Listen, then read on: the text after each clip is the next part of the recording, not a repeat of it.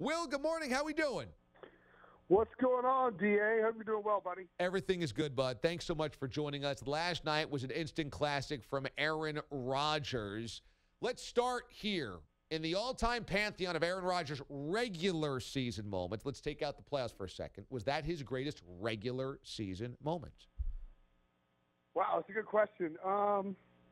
It's up there. I think you have to factor in the injury, of course. That goes a long way. Certainly he's got these Hail Mary moments that he's had in recent years. It's up there.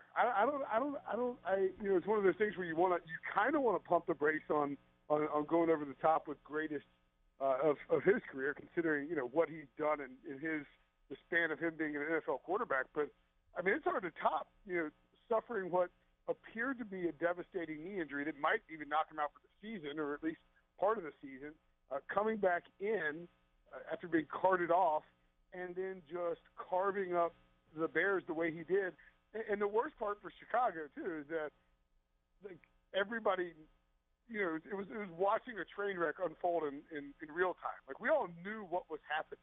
It was like literally watching Aaron Rodgers perform open heart surgery in a very vicious way against the Bears. So, yeah, it's up there. I think it's a top three, no doubter. I would have to maybe do a little bit of a deeper dive to confirm that it's greatest ever, though. It's a great way to put it. It was like watching him do open heart surgery because you knew how it was going to end. As long as they got him the football back, the Packers are going to win that game. So last night, that creates this conversation on social media, which often happens, Tom Brady or Aaron Rodgers as the greatest quarterback of all time. Where do you fall in that conversation? Well, I think it's important to make some distinctions there. I think when I describe Aaron Rodgers, I always make sure to describe him as the most talented quarterback of all time. And I think that Tom Brady is the greatest quarterback of all time. And that I don't think that's semantics. That's just factual. Look, Tom Brady has said, I think Ian O'Connor of ESPN tweeted it out, but Tom Brady's like, if Aaron Rodgers played for the Patriots, he'd average 7,000 passing yards a season because he's more talented than I am. But the reality is that Tom Brady fits into the place he fits, into the offense he fits, and he has won 5 Super Bowls. And he is, it's not like, Brady's just plugging along with the game manager here. Brady's incredible. But certainly I think that Tom Brady would admit that, a guy like a Dan Marino or a guy like an Aaron Rodgers are more talented and have a higher upside in terms of what they could do if everything clicked right. But that's the beauty of football, is that, even the most talented players in the history of this game don't always get the breaks necessary to win a bunch of Super Bowls. And if you don't have a bunch of Super Bowls, you're not going to get the GOAT title. And I think that's where it is for Rodgers. If anything, if Rodgers hadn't won that Super Bowl he won in 2011, how would we view him right now? Can you imagine the fever around a guy like Aaron Rodgers with his talent and his skill set without a Super Bowl? Every playoff game would be an obnoxious deep dive into the legacy of Aaron Rodgers and whether he can win the big one and whether he's the greatest to never win a Super Bowl and all that. He has saved himself plenty of rancor by winning that Super Bowl early.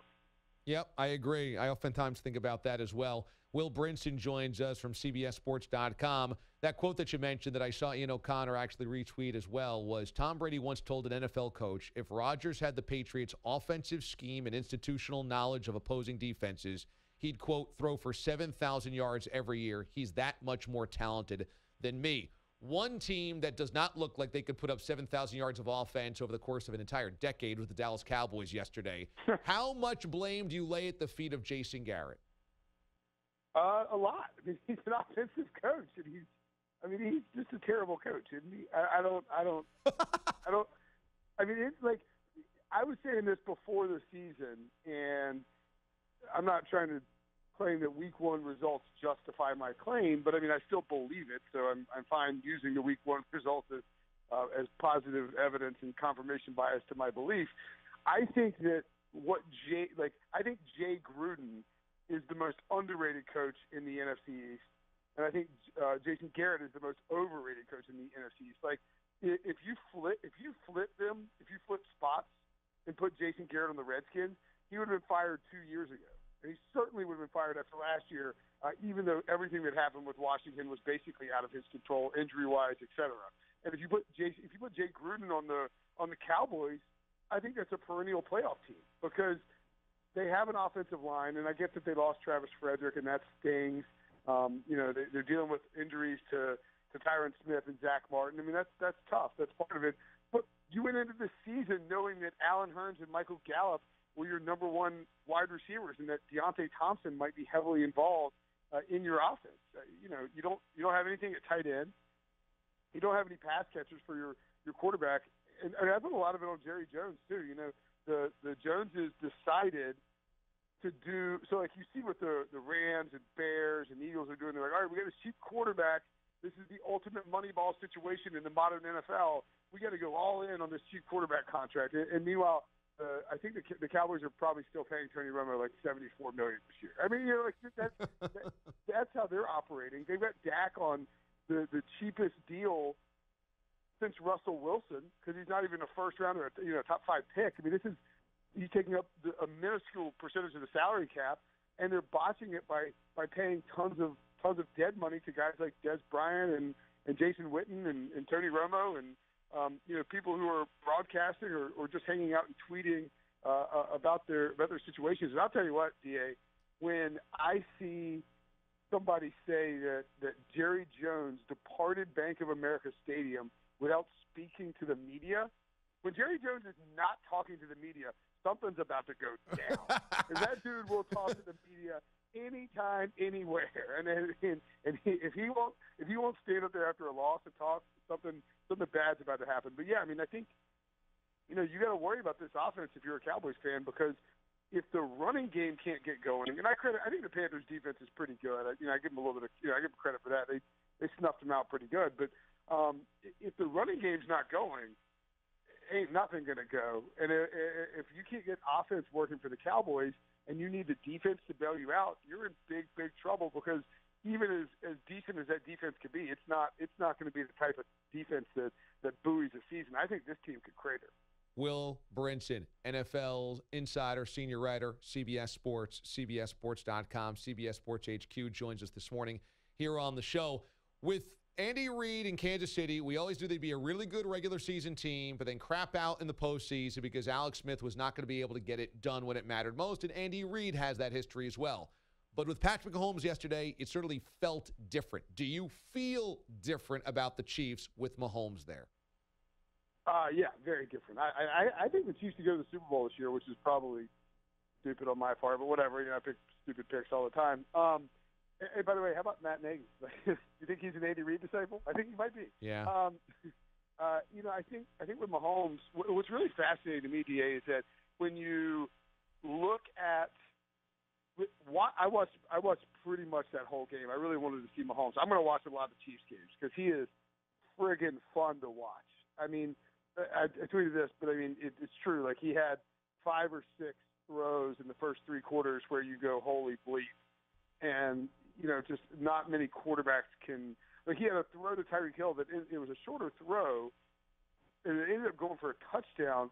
But Hill's running a crosser route, and Mahomes is getting pressured, and he leans into it, and he throws it sidearm, and he gets this kind of velocity from this angle that just not a lot of human beings can get, and he just bangs this throw in on a laser across the middle, and Hill picks it up, and he's gone. And, he's getting punished while he's throwing it. But I think, when you watch it and then you look at the stats, I don't know that they necessarily line up because, Mahomes only completed 55% of his passes.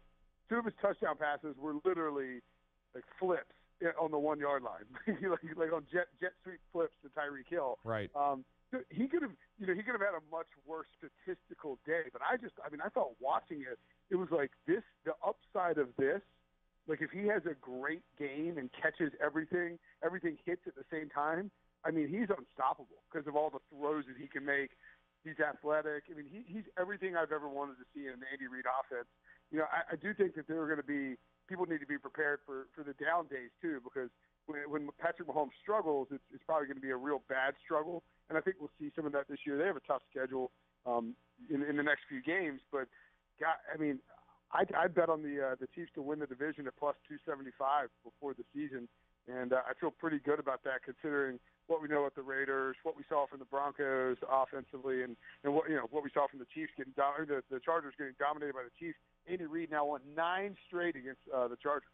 Will Brinson has an excellent recap of your football Sunday, sorting the Sunday pile every week. So check that out. It's available right now, front page of CBSSports.com. Senior NFL writer there. Follow him on Twitter as well, at Will Brinson, for the latest across the NFL and instant reaction to everything happening in this league. Will, it's always fun to catch up, brother. Great job, man. Thanks as always. We'll do it again soon.